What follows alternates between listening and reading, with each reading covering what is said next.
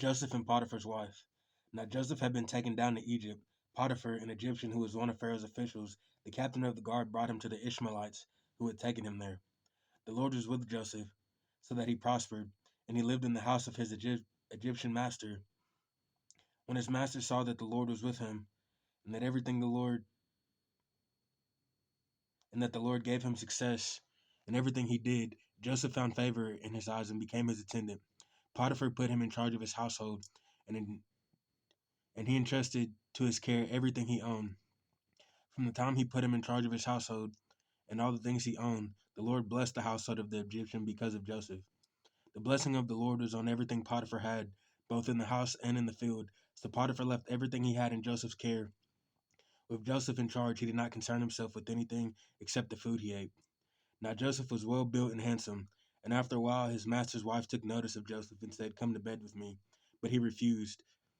"With me in charge," he told her, "my master does not concern himself with anything in the house. Everything he owns he has entrusted to my care. No one is greater in this house than I am. My master has withheld nothing from me except you. Because you are his wife, how then could I do such a wicked thing and sin against God?" And though she spoke to Joseph day after day, he refused to go to bed with her, even be with her. One day he went into the house to attend his duties, and none of the household servants was inside. She caught him by his cloak and said, "Come to bed with me." But he left his cloak in her hand and ran out of the house. When she saw that he had left his cloak in her hand, he had ran out of the house. She called her household servants. "Look," she said to them, "this Hebrew has been brought to make sport of us. He came in here to sleep with me, but I screamed.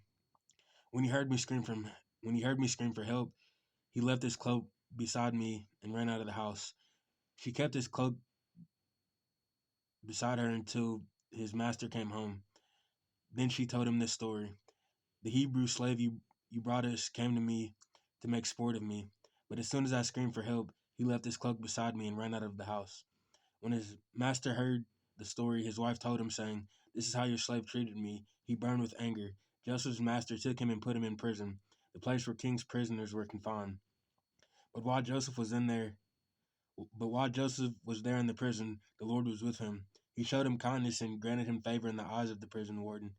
So the warden put Joseph in charge of all those who put him in charge of all those held in the prison, and he was made responsible for all that was done there. The warden paid no attention to anything under Joseph's care because the Lord was with Joseph and gave him success in whatever he did. The cupbearer and the baker. Sometime later, the cupbearer and the baker of the king of Egypt defended their master, the king of Egypt. Pharaoh was angry with his two officials, the chief cupbearer and the chief banker, and put them in custody in the house of the captain of the guard, in the same prison where Joseph was confined. The captain of the guard assigned them to Joseph, and he attended them. After they had been in custody for some time, each of the two men, the cupbearer and the baker of the king of Egypt, who were being held in prison, had a dream the same night, and each dream had a meaning of its own. When Joseph came to them the next morning, he saw that they were dejected, so he asked Pharaoh's officials who were in custody with him in his master's house, "Why do you look so sad today?" "We both had dreams," they answered, "but there is no one to interpret them." Then Joseph said to him, Do interpretations do not interpretations belong to God?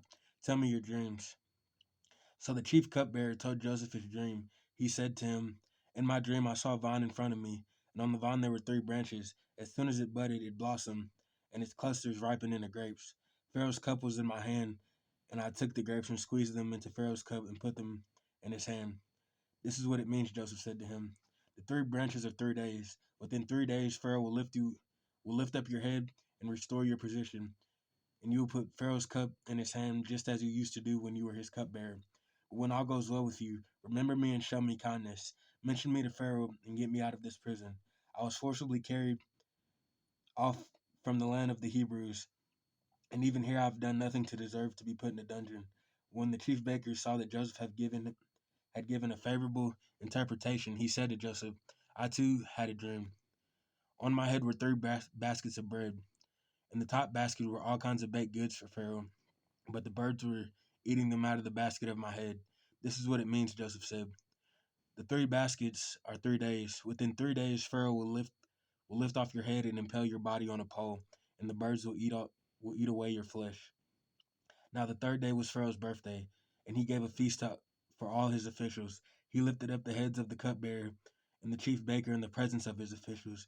He restored the chief cupbearer to his position, so that once again he put the cup into Pharaoh's hand, but he impaled the chief baker just as Joseph had said to him in his interpretation. The chief cupbearer, however, did not remember Joseph. He forgot him. Pharaoh's dreams. When 2 full years had passed, Pharaoh had a dream. He was standing by the Nile when out of the river there came up 7 cows, sleek and fat, and they grazed among the reeds. After them, 7 other cows, ugly and gaunt, came up out of the Nile and stood beside those on the river bank.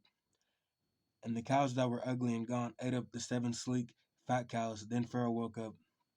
He fell asleep again and had a second dream. 7 heads of grain, healthy and good, were growing on a single stalk. After them, 7 other heads of grain sprouted, thin and scorched by the east wind. The thin heads of grain swallowed up the 7 healthy full heads. Then Pharaoh woke up, and it had been a dream. In the morning, his mind was troubled, so he sent for all the magicians and wise men of Egypt. Pharaoh told them his dreams, but no one could interpret them for him. Then the chief cupbearer said to Pharaoh, "Today I am reminded of my shortcomings. Pharaoh was once angry with his servants, and he imprisoned me and the chief baker in the house of the captain of the guard.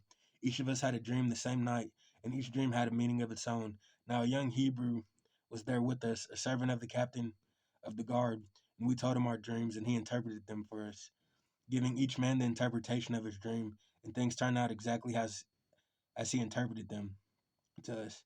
I was restored to my position, and the other man was impaled. So Pharaoh sent for Joseph, and he was quickly brought from the dungeon.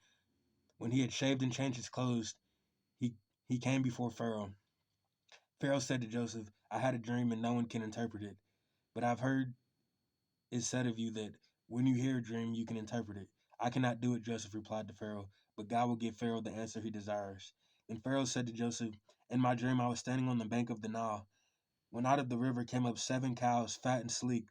They grazed among the reeds, and after them 7 other cows came up, scrawny and very ugly and lean. I had never seen such ugly cows in all the land of Egypt. Lean, ugly cows ate up the 7 fat cows that came up first, but after they ate them, no one could tell they had done so, for they looked just as ugly as before. Then I woke up. In my dream, I saw 7 heads of grain, full and good, growing on a single stalk. After them, 7 other heads sprouted, withered and thin, scorched by the east wind. The thin heads of grain swallowed up the 7 good heads, and I told this to the magicians, but none of them could explain it to me. Then Joseph said to Pharaoh, "The dreams of Pharaoh are one and the same. God has revealed to Pharaoh what he is about to do. The 7 good cows are 7 years, and the 7 good heads of grain are 7 years.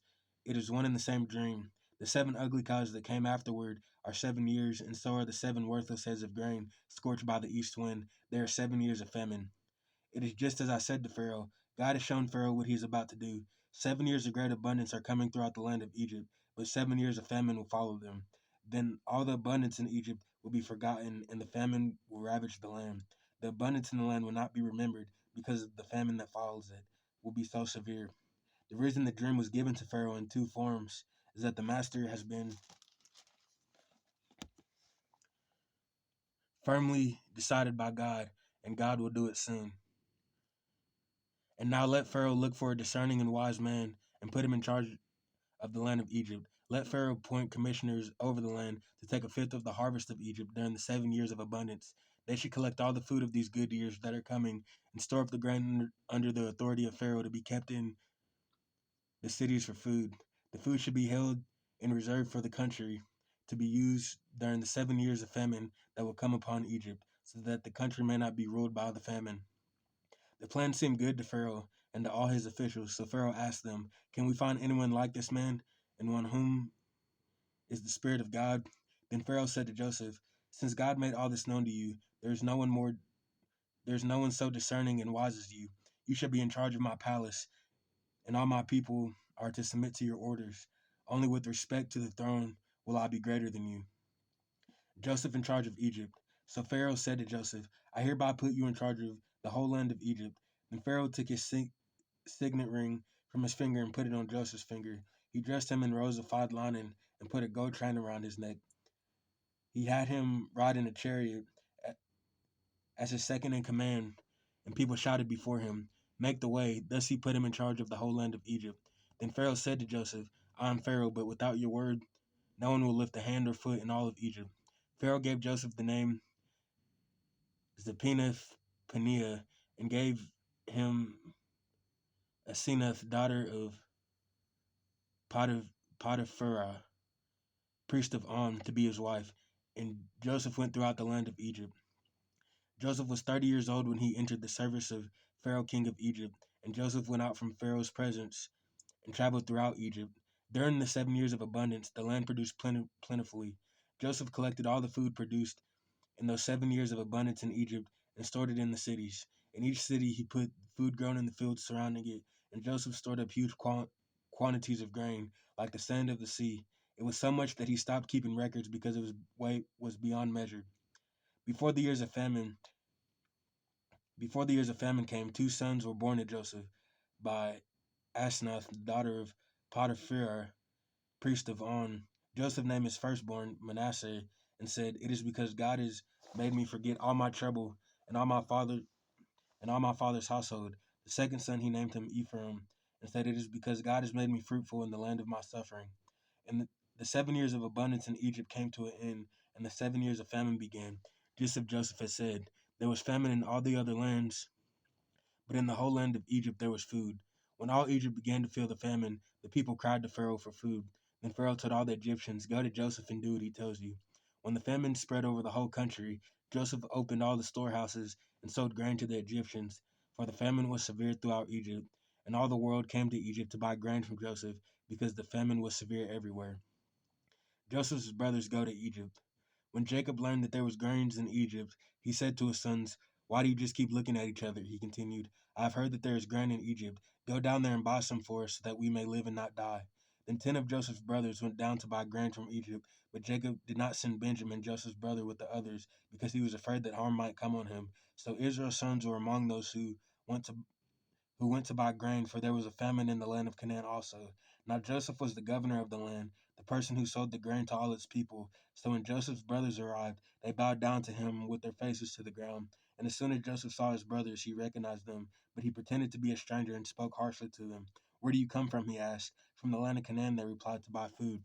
Although Joseph recognized his brothers, they did not recognize him. They remembered his dream about them and said to them, "You are spies. You have come to see where our land is unprotected." "No, my lord," they answered. "Your servants have come to buy food. We are all the sons of one man. Your servants are honest men, not spies." "No," he said to them, "you have come to see where our land is unprotected." But they replied, "Your servants were 12 brothers, the sons of one man who lives in the land of Canaan. The youngest is now with our father and is no more." Joseph said to them, "It is just as I told you, you are spies, and this is how you will be tested. As surely as Pharaoh lives, you will not leave this place unless your youngest brother comes here. Send one of Send one of your number to get your brothers. The rest of you will be kept in prison, so that your word may be tested to see if you are telling the truth. If you are not, then surely as Pharaoh lives, you are spies." And he put them all in custody for 3 days. On the third day, Joseph said to them, "Do this and you will live, for I fear God. If you are honest men, let one of your brothers stay here in prison, while the rest of you go and take grain back for your starving households. But you must bring your youngest brother to me, so that your words may be verified and that you may not die." This they proceeded to do. They said to one another, "Surely we are being punished because of our brother. We saw how distressed he was when he pleaded with us for his life, but we would not listen. That is why distress has come on us." Reuben replied, "Didn't I tell you not to sin against the boy? But you wouldn't listen. Now we must give an accounting for his blood." They did not recognize that Joseph could understand them, since he was using an interpreter. He turned away from them and began to weep, but then came back and spoke to them again. He had Simon taken from them and bound before their eyes. Joseph gave orders to fill their bags with grain and put in each man's with grain to put in each man's silver back in his sack to give them provisions for their journey. After this was done for them, they lodged their grain on their donkeys and left. At the palace where they stopped for the night, one of them opened the sack to get feed for his donkey, and he saw silver in the mouth of his sack. My silver has been returned, he said to his brothers. Here it is in my sack. Their hearts sank, and they turned to each other, trembling, and said, what is this that God has done to us? When they came to their father Jacob in the land of Canaan, they told him all that had happened to them, and they said, the man who is Lord over the land spoke harshly to us and treated us as though we were spying on the land. But we said to him, we are honest men, we are not spies. We were 12 brothers, sons of one father. One is no more, and the youngest is now with our father in Canaan. Then the man who is Lord over the land said to us, this is how I know whether you are honest men. Leave one of your brothers here with me and take food for your starving households and go. But bring your youngest brother to me so that I know you are not spies but honest men. Then I will give your brother back to you, and you can trade in the land. As they were emptying their sacks, there in each man's sack was his pouch of silver. And when they and their father saw the money pouches, they were frightened. Their father Jacob said to them, You have deprived me of my children, Joseph. You've deprived me of my children. Joseph is no more, and Simon is no more. And now you want to take Benjamin? Everything is against me. Then Reuben said to his father, You may put both of my sons to death if I do not bring them back to you. Entrust him to my care, and I will bring him back. But Jacob said, My son will not go down there with you. His brother is dead, and he is the only one left. If harm comes to him on the journey you are taking, you will bring my gray head down to the grave in sorrow. The second journey to Egypt. Now the famine was still severe in the land. So when they had eaten all the grain they had brought from Egypt, their father said to them, Go back and buy a little more food. But Judah said to him, The man warned us solemnly, You will not see my face again unless your brother is with you. If you will send your brothers along with us, we will go down to buy food for you. But if you will not send him, we will not go down, because the man said to us, You will not see my face unless your brother is with you. Israel asked, Why did you bring trouble on me by telling the man you had another brother? They replied, The man questioned us closely about ourselves and our family. Is your father still living? He asked us. Do you have another brother? We simply answered his questions. How are we to know he would say, Bring your brother down here? Then Judah said to Israel his father, Send the boy along with me, and we will go at once, so that we and you and our children may live and not die. I myself will guarantee his safety, and you can hold me personally responsible for him if I do not bring him back to you and set him here before you. I will bear the blame before you all my life as it is. If we had not delayed, we could have gone and returned twice. Then their father Israel said to them, If it must be, then do this. Put some of the best products of the land in your bags, and take them down to the man as a gift, a little balm and a little honey, some spices and myrrh, some pistachio nuts and almonds. Take double the amount of silver with you, for we must return the silver that was put back into the mouths of your sacks. Perhaps it was a mistake. Take your brother also, and go back to the man at once. And may God Almighty grant you mercy before the man, so that he will let your other brother and Benjamin come back with you. As for me, if I am bereaved, I am bereaved. So the man took the gifts and double the amount of silver, and Benjamin also. They hurried down to Egypt and presented themselves to Joseph. When Joseph saw Benjamin with them, he said to the steward of his house, Take these men to my house, slaughter an animal, and prepare a meal. They are to eat with me at noon. The man did as Joseph told him, and took the men to Joseph's house. Now when the men were frightened, Now the men were frightened when they were taken to his house. They thought, We were brought here because of the silver that was put back into our sacks the first time. He wants to attack us and overpower us, and seize us as slaves and take our donkeys. So they went up to Joseph's steward and spoke to him at the entrance to the house. We beg your pardon, our lord, they said. We came down here the first time to buy food, but at the place where we stopped for the night, we opened our sacks, and each of us found his silver, the exact weight, in the mouth of his sack. So we have brought it back with us. We have also brought additional silver with us to buy food. We don't know who put the silver in our sacks. It's all right, he said. Don't be afraid. Your God, the God of your father, has given you treasure in your sacks. I received your silver, then brought Simon. Then he brought Simon out to them. The steward took the men into Joseph's house and gave them water to wash their feet and provided fodder for their donkeys. They prepared their gifts for Joseph's arrival at noon because they had heard that they were going to eat there. When Joseph came home, they presented to him the gifts they had brought to him into the house, and they bowed down before him to the ground. He asked them how they were, and they said, How is your aged father you told me about? Is he still living? They replied, Your servant, our father, is still alive and well. They bowed down, prostrating themselves before him. As he looked about and saw his brother Benjamin and his own mother's son, he asked, "Is this your youngest brother, the one you told me about?" And he said, "God be gracious to you, my son." Deeply moved at the sight of his brother, Joseph hurried out and looked for a place to weep. He went into his private room and wept there. After he had washed his face and came out, controlling himself, he said, "Serve the food." They served him by himself, the brothers by themselves, and the Egyptians who ate with him by themselves, because Egyptians cannot eat with Hebrews, for that is detestable to the Egyptians. The men had been seated before him in the order of their ages, firstborn to the youngest, and they looked at each other in astonishment when portions were served to them from Joseph's table. Benjamin's portion was 5 times as much as anyone else's, so they feasted and drank freely with him. A silver cup and a sack. Now Joseph gave these instructions to the steward of the house: fill the men's sack with as much food as they can carry, and put each man's silver in the mouth of his sack. And put my cup, the silver one, in the mouth of the youngest one's sack, along with the silver for his grain. And he did as Joseph said. The morning dawned, and the men were sent on their way with their donkeys. They had not gone far from the city, where Joseph said to his steward, "Go after those men at once, and when you catch up with them, say to them, 'Why have you repaid good with evil? Isn't this the cup my master drinks from, and also uses for his divination? This is a wicked thing you have done.'" When he caught up with them, he repeated these words to them, but they said to him, "Why does my lord say such things? Far be it from your servants to do anything like that. We even brought back to you from the land of Canaan the silver we found inside the mouths of our sacks. So why would we steal silver or gold from your master's house? If any of your servant is found to have it, he will die, and the rest of us will become my lord's slaves." "Very well, then," he said, "let it be as you say. Whoever is found to have it will become my slave.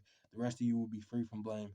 Each of them quickly lowered his sack into the ground and opened it. Then the steward proceeded to search, beginning with the oldest, ending with the youngest, and the cup was found in Benjamin's sack.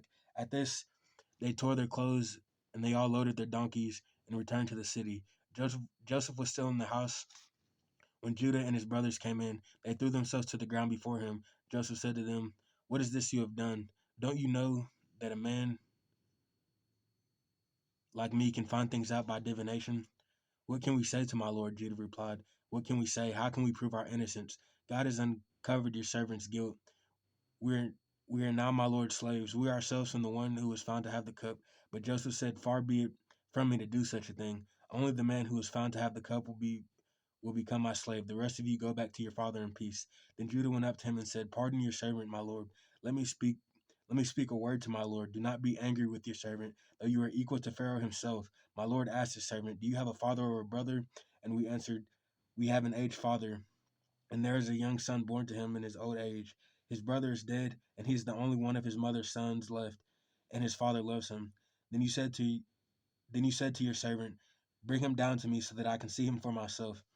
And we say to my lord, "The boy cannot leave his father. If he leaves him, his father will die."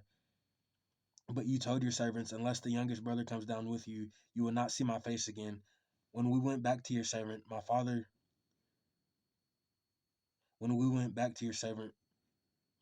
we told him what my lord had said.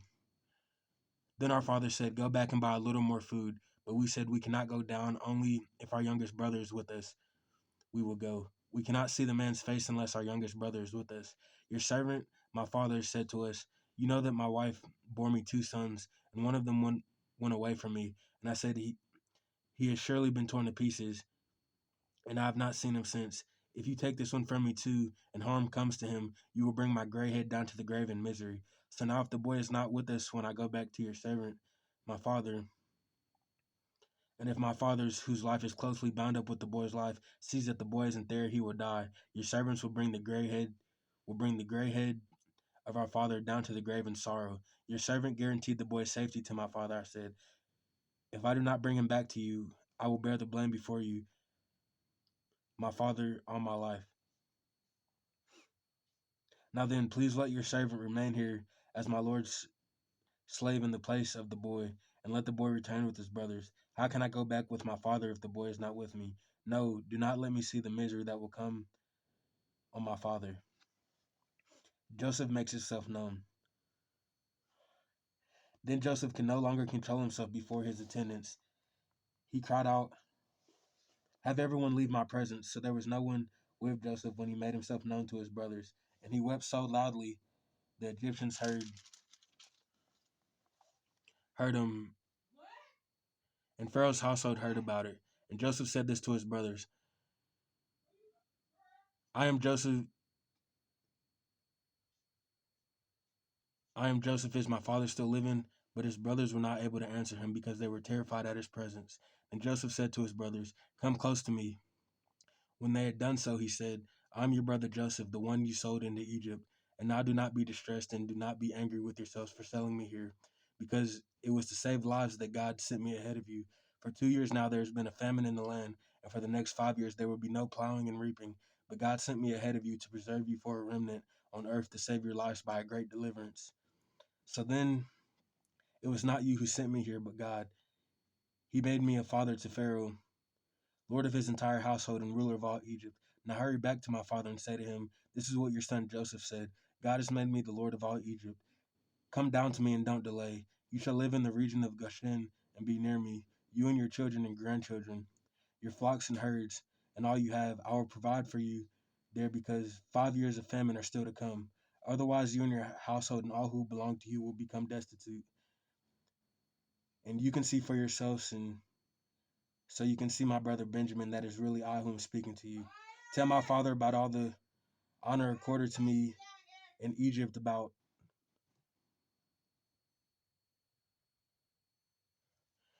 everything you have seen, and bring my father down here quickly.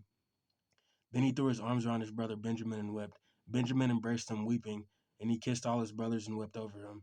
Afterwards, his brothers talked with him. When the news reached Pharaoh's palace that Joseph's brothers had come, Pharaoh and all his officials were pleased.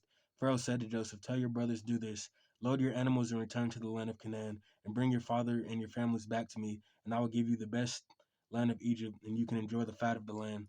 You are also directed to tell them, Do this: take some carts from Egypt for your children and your wives, and get your father and come. Never mind about your belongings, because the best of all of Egypt will be yours. So the sons of Israel did this.